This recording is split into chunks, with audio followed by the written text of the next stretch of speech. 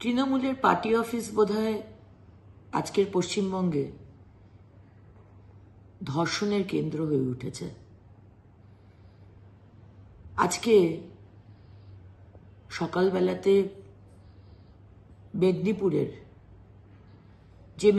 2024 সালে আমি লোকসভা ভোটে দাঁড়িয়েছিলাম, সেই মেদিনীপুরের নারায়ণগড় বিধানসভা মকরামপুর অঞ্চলের এক বিজেপি কার্যকর্তা, আমার এক বোন, যে সক্রিয়ভাবে 2024 লোকসভার ভোটে আমার সঙ্গে কাজ করেছিল,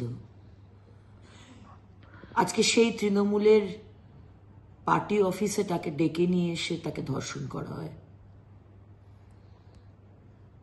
মুখ্যমন্ত্রী মমতা বন্দ্যোপাধ্যায় ছবির সামনে, হাসি হাসি মুখ ছবির সামনেই বোধহয় তাকে ধর্ষণ করা হয়েছে। আজকে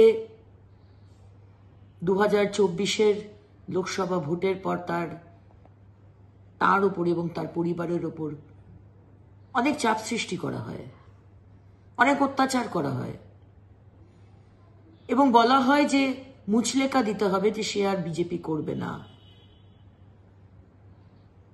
এবং আমাদের সেই স্থানীয় নেতৃত্বের সাথে কথা বলে আজকে আমাদের বোন গেছিল সেই তৃণমূলের পার্টি অফিসে মুচলেখা দিতে, এবং সেইখানে তৃণমূলের অঞ্চল সভাপতি, নোটোরিয়াস ক্রিমিনাল লক্ষ্মী সিট এবং তার সেখানকার তৃণমূলের পার্টি অফিসে উপস্থিত কিছু মানুষ তার হাত ধরে পা ধরে লক্ষ্মী সিট অঞ্চল সভাপতি তাকে ধর্ষণ করে।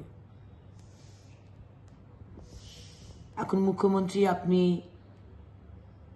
কেন্দ্রের নামে দোষ দেবেন, আমাদের বিজেপির নামে হয়তো দোষ দেবেন, বা আমার বোনটার চরিত্র নিয়ে কাটাছেড়া করবেন, তাই না? তৃণমূল পশ্চিমবঙ্গে চুরি, কাটমানি, তোলাবাজি, সিন্ডিকেট এসব কিছুকে অগ্রাধিকার মেনে চলে এসেছে। এখন ধর্ষণটাকেও অধিকার মনে করছেন, মানে বলতে চাইছেন মমতা ব্যানার্জি, আপনি এবং আপনার দলের কর্মীরা, যে যদি টিএমসি না করো বা যদি অন্য দল করো, স্পেশালি বিজেপি, কারণ বাকি দলরা তো সেটিং এ চলে আপনাদের সঙ্গে, তাহলে তোমাদেরকে ধর্ষিতা হতে হবে, ভয় দেখাতে চাইছেন? এখন এটাই কি আপনার দলীয় কর্মসূচি, মেয়েদের ধর্ষণ করা, মাননীয় মুখ্যমন্ত্রী?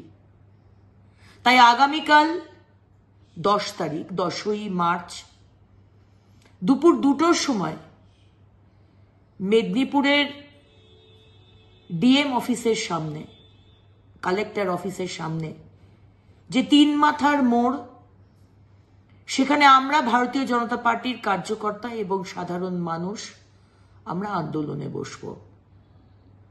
পুলিশের থেকে বিচার চাই, প্রশাসনের কাছ থেকে বিচার চাই। যতক্ষণ না আপনাদের ক্রিমিনাল লক্ষ্মী সিটকে অ্যারেস্ট করা হয়, ততক্ষণ আমরা রাস্তা ছাড়ব না। মহিলাদের